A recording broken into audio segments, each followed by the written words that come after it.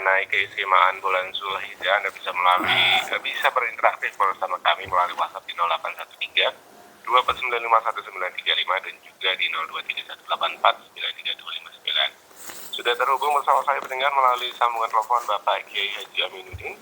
Assalamualaikum, Pak Kiai. Waalaikumsalam warahmatullahi wabarakatuh.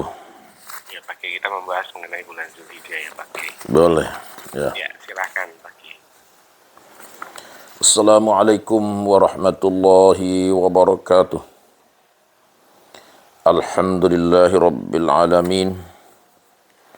Alladzi an'ama alaina bi ni'matil iman wal islam. Allahumma salli wa sallim wa barik ala sayyidina Muhammad wa ala alihi wa ashabihi ajma'in, amma ba'du.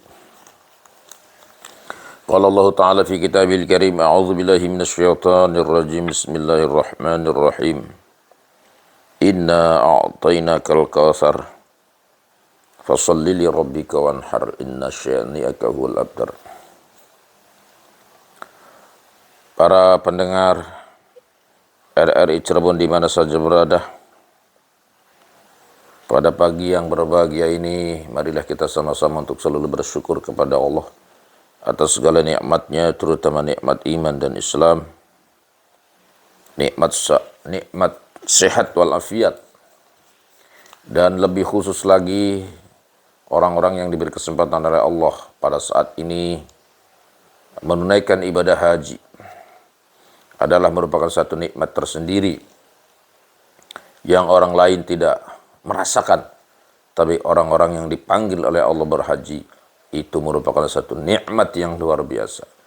Nikmat manisnya iman, nikmat daripada sebagian kenikmatan akhirat itu dirasakan di tanah suci. Salawat dan salam semoga Allah sampaikan kepada beliau junjungan Nabi kita Nabi Muhammad SAW, kepada keluarganya, para sahabatnya, dan insya Allah kita semua termasuk di dalamnya. Amin ya rabbal alamin. Pada pagi yang berbahagia ini saya akan menjelaskan tentang keistimewaan daripada bulan Zulhijjah, ya. Jadi bulan Zulhijjah itu bulan haji. Dijelaskan dalam satu kitab atau di dalam satu hadis, an Ibni Abbas radhiyallahu anhu maqal, qala Rasulullah sallallahu alaihi wasallam, ma min ayyamin al-amalu salihu fiha ahabbu ila Allah min hadhil ayyam, yakni ayyam al-ashrah. Tidak ada satu hari yang lebih baik bagi Allah daripada hari-hari awal daripada bulan Dzulhijjah, yaitu tanggal 10, ya, dari tanggal 1 sampai tanggal 10 itu adalah hari yang paling bagus, ya, hari yang paling baik saat ini gitu ya, selain daripada hari-hari bulan Ramadan gitu ya. Maka hari-hari biasa dibanding dengan hari ini itu lebih baik. Kenapa? Qalu, pada bertanya para sahabat, ya Rasulullah, walal jihad fisabilillah, bukan jihad di jalan Allah, bukan. Walal jihad fisabilillah illa rajulun kharaja binafsihi wa malihi falam yarji min dzalika syai'un. Jadi hadis ini menunjukkan bahwa saat ini, ya, kalau kita berbuat baik itu paling bagus, yaitu tanggal 1 sampai tanggal 10 bulan Dzulhijjah. Ada apa di situ? Karena bulan Dzulhijjah adalah bulan-bulan yang dimuliakan oleh Allah dengan apa? Dengan dilaksanakannya perayaan ibadah haji, di mana orang-orang jamaah haji kalau sudah masuk bulan Dzulhijjah dari mulai tanggal 1 itu sudah mulai karantina gitu ya.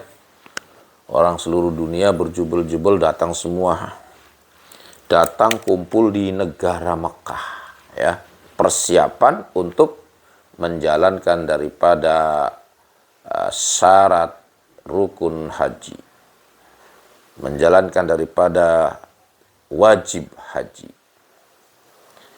Jadi tanggal 1 itu sudah mulai karantina. Jamaah haji dari Madinah kumpul semua untuk melaksanakan daripada rukun-rukun haji. Dari mulai tanggal 8 ya, jamaah itu kalau jamaah yang dekat dengan Masjidil Haramnya gitu ya, itu dia menuju Mina gitu ya. Itu disunahkan sebelum ke Arafah itu bermalam di Mina yang disebut Yaumut Tarwiyah gitu ya. Apa itu Yaumut Tarwiyah? Di mana Nabi Ibrahim alaihissalatu wassalam mendapat wahyu untuk menyembelih Nabi Ismail. Ya, disitulah Nabi Ibrahim sedang berpikir gitu ya, betul enggak ini mimpi ini dari Gusti Allah gitu ya. Maka disebut Yaumut Tarwiyah. Apa itu sedang mikir-mikir gitu ya. Maka disunahkan juga puasa Yaumut Tarwiyah. Nah itu, jadi keistimewaan bulan Dzulhijjah itu banyak hal-hal yang terjadi ya, yang bersifat bersifat taqarrub kepada Allah. Karena intinya seluruh ritual ibadah itu adalah taqarrub, berusaha mendekatkan diri kita kepada Allah. Dengan cara apa? Berkurban, berhaji, bersedekah, bersolat gitu ya. Tapi intinya ada satu tujuan, yaitu mendekat kepada Allah, dekat kepada Allah. Jadi tanggal 8 Arafah itu disunahkan malamnya itu tidur bermalam di Mina, karena disitulah Nabi Ibrahim sedang mikir-mikir tentang wahyu. Kemudian setelah bermalam di Mina, langsung tanggal 9 itu berbondong-bondong menuju Arafah. Itu loh ya. Berbondong-bondong menuju Arafah. Karena apa? Karena wukuf di padang Arafah itu jamnya jam 12:30 gitu ya, atau lingsirnya matahari, waktu zuhur aja. Jadi dari pagi itu jamaah umrah itu sudah jamaah haji itu sudah berbondong-bondong itu dari semua penjuru gitu ya. Karena al-hajju Arafah. Karena haji itu Arafah, maka pentingnya mengunjungi di Arafah itu. Dari semua negara gitu ya, dari mulai pagi itu sudah kumpul, sudah siap-siap. Ada juga dari malam sudah ada gitu ya. Dari malam biasanya orang-orang Indonesia itu tidak bermalam di Mina tanggal 9-nya ya.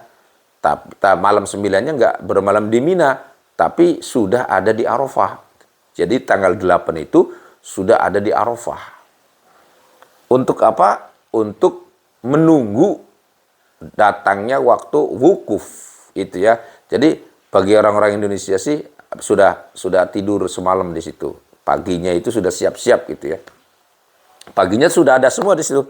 Sudah siap-siap untuk menyambut datangnya hari Arafah, yaitu jam 12:30 atau jam waktu zuhur gitu ya.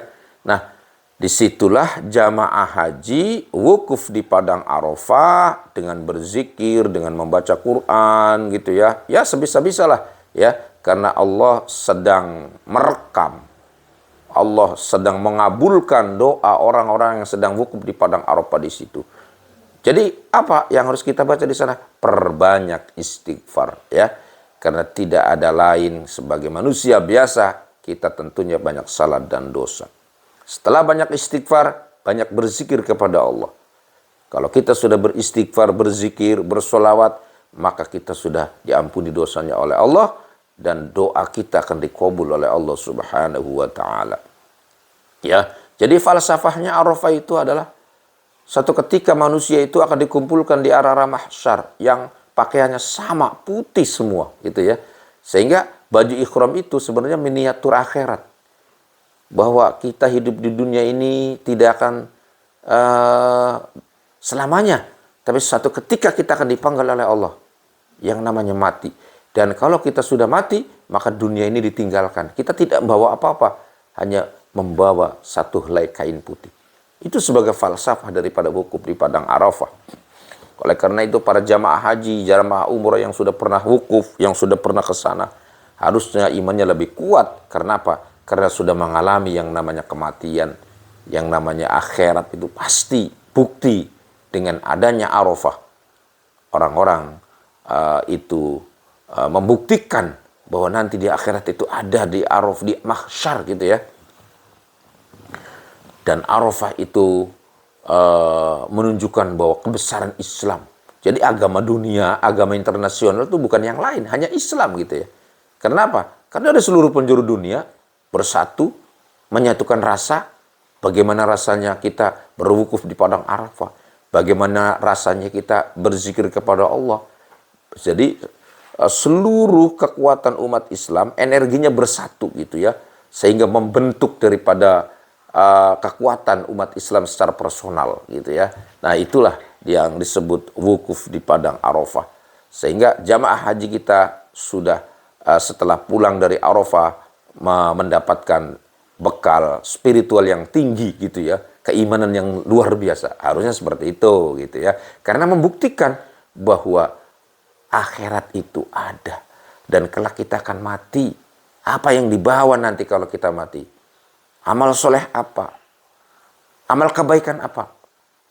Maka Arafah itu adalah merupakan satu. Di samping kita juga diam, tapi kita juga merenung akan kemana kita hidup ini. Setelah hidup kita akan kemana? Setelah mati kita akan kemana? Itu loh ya. Oleh karena itu, Al-Hajju Arafah. Haji itu adalah Arafah. Nah itulah yang disebut falsafah Arafah. Bahwa kita hidup ini akan mati. Dan kita setelah mati akan kemana? Akan ke surga kah? Akan ke neraka kah? Maka ketika wukuf di padang Arafah, perbanyaklah istighfar kepada Allah. Berdoa kepada Allah. Apa saja doanya? Cukup 3 saja. Ya. 1, minta dipanjangkan umur untuk ibadah. Yang kedua, minta dicukupkan rizkinya. Ya, kira-kira uangnya tidak pernah habis gitu ya. Minta dicukupkan rizkinya ya Allah. Pengen gawe rumah diparingi cukup, pengen gawe mobil diparingi cukup, pengen tuku sawah diparingi cukup. Loh, doa di padang Arafah akan dikabul oleh Allah Subhanahu wa taala. Karena apa? Karena ketika orang-orang wukuf di padang Arafah, pintu langit itu terbuka ya. Cuman kita nggak tahu aja. Pintu surga itu terbuka. Allah akan mendengarkan doa-doa orang yang sedang wukuf di padang Arafah. Setelah Arafah, setelah wukuf di padang Arafah, itu waktunya dari mulai lingsirnya matahari sampai terbenamnya matahari. Ya, jadi kalau sudah maghrib itu sudah selesai, harus pindah kemana? Ke Muzdalifah. Maka di situ diteruskan dengan apa? Dengan berjalan menuju Muzdalifah, bermalam di sana. Tapi sebelum ke Muzdalifah, sholat maghrib dan isya di jama' takdim. Setelah sholat maghrib dan isya di jama' takdim, maka berjalanlah menuju Muzdalifah. Jutaan orang semua pakai baju yang sama dengan zikir yang sama. Labbaik Allahumma labbaik, labbaik la syarika laka labbaik, innal hamda wa ni'mata laka wal mulk la syarika lak. Ada yang takbiran Allahu akbar, Allahu akbar, Allahu akbar. Ada yang sholawatan ya Rabbi bil Mustafa. Wah, ramai banget ya. Maka orang-orang yang sudah merasakan indahnya haji, sudah merasakan bagaimana menyatukan rasa seluruh dunia gitu ya, manisnya iman. Nah, itulah di situ. Menuju Muzdalifah disunahkan membaca talbiyah ya. Maka bergemaklah itu nama Allah menusuk jantung-jantung umat Islam. Disitulah kita merasakan dekat dengan Allah. Disitulah kita merasakan tidak punya apa-apa gitu ya. Hanya Allah yang maha besar. Disitulah kita merasa Allah itu dekat, ada di hati kita, itu ya. Maka berjalan, ada yang pakai mobil, ada yang jalan kaki. Biasanya orang-orang India, orang-orang Pakistan itu tenaganya kuat-kuat, dia jalan kaki itu ya. Kalau bisa diusahakan sampai Muzdalifah itu jam 12. Maka dari Arafah berbondong-bondong menuju Muzdalifah. Nah, di sana bermalam. 1 jam, 10 menit, yang penting tidur aja gitu ya. Itu disunahkan itu ya. Sambil mencari batu-batu kerikil untuk balang jumroh Aqobah. Nah, disitulah umat Islam merasakan dengan kehangatan rahmat Allah itu ya. Kalau Muzdalifah itu artinya apa? Dalam genggaman Allah. Muzdalifah dalam apa istilahnya? Ya, dalam naungan Allah gitu ya. Muzdalifah dalam dekapan Allah. Maka disitulah kita merasakan bagaimana kasih sayang Allah gitu ya. Bagaimana kita menjadi hamba Allah yang full gitu ya. Tidak ada yang dibanggakan. Semua manusia sama pada waktu itu. Setelah dari Muzdalifah, terus jalan lagi atau naik mobil lagi menuju Mina. Kalau sudah subuh, maka terbit matahari, itu sudah dibolehkan balang jumroh Aqobah. Ya. Jadi balang jumroh Aqobah itu dari mulai terbitnya matahari sampai surupnya matahari juga gitu ya. Silahkan berjubel-jubel orang 7.000 ya, ingin balang jumroh, maka dibagi. Orang Indonesia nanti balang jumrohnya habis zuhur gitu ya. Karena apa? Kalau pagi itu biasanya orang-orang hitam, orang-orang yang dari Iran, dari Irak, dari Sudan gitu ya. Maka orang Indonesia jangan buru-buru nanti habis zuhur. Kalau bisa tidur dulu gitu ya, istirahat, mengumpulkan tenaga gitu. Nah, setelah zuhur baru orang-orang Indonesia tuh berjubel-jubel ke sana. Disunahkan lagi sambil kita menuju Mina membaca labbaik Allahumma labbaik labbaik la syarika laka labbaik innal hamda wan ni'mata laka wal mulk la syarika lak. Wah, disitulah kita berjalan ya, melalui jalan-jalan kecil, masuk ke terowongan. Beberapa kali masuk terowongan, namanya terowongan Mina gitu ya. Yang dulu pernah kejadian itu karena tidak ada oksigen, oksigennya mati, sehingga para jamaah banyak yang kedesel-desel gitu ya. Jadi banyak yang mati. Tapi sekarang insya Allah akan tertib gitu ya. Jadi beberapa terowongan tuh banyak gitu ya sebelum kita ke Mina itu. Sambil membawa bendera, bendera travelnya masing-masing gitu ya. Sambil membaca labbaik Allahumma labbaik, ada yang takbiran Allahu Akbar gitu ya. Nah, disitulah jamaah haji balang jumroh Aqobah 7 kali. Setelah balang jumroh Aqobah 7 kali, maka sudah diperbolehkan tahallul. Ya, kalau sudah tahallul, maka sudah sah jadi hajinya, tinggal tawaf ifadah saja. Ya, tapi itu sudah menjadi haji kecil, sudah bebas bajunya ya. Jadi tidak pakai baju ihram lagi nggak apa-apa. Balang jumrah nafar awal, nafar sani gitu ya. Nah, disitulah kita sebagai umat Islam yang tidak haji disunahkan puasa Arafah. Jadi jamaah haji sedang wukuf di Arafah, kitanya disunahkan puasa 9 Arafah. Su'ila saum anis saumi Arafah. Jawabnya Kanjeng Nabi, yukafirus sanah al-madiyah wal baqiyah. Ya. Jadi barang siapa yang puasa di 9 Arafah akan diampuni dosa yang sudah lewat dan dosa yang akan datang. Wah, jadi 2 tahun itu ya, sebelum dan sesudahnya. Tetapi kalau 8 Arafahnya itu namanya sunnah biasa, dikerjakan boleh. Tidak juga nggak apa-apa. Tapi kalau 9 Arafahnya itu sunnah muakkad. Artinya betul-betul puasa 1 hari sama dengan puasa ibadah 1 tahun gitu loh ya. Jadi dikerjakan puasa hari Arafah atau tanggal 9 Arafah. Nah, setelah selesai Muzdalifah dan Mina, maka disitulah disunahkan juga berkurban. Jadi sunah kurban itu dari mulai tanggal 10 ya.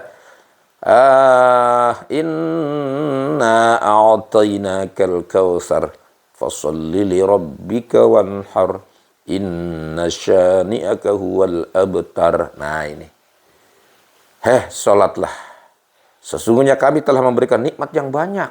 Ya, orang-orang jamaah haji itu kan uangnya pada banyak gitu. Nggak mungkin bisa naik haji kalau uangnya sedikit. Maka inna a'tainakal kautsar. Sungguh kami telah memberikan nikmat yang sangat banyak. Fasholli, maka sholatlah. Nah, di sini namanya sholat Idul Adha. Wanhar, karena ada kata-kata wanhar.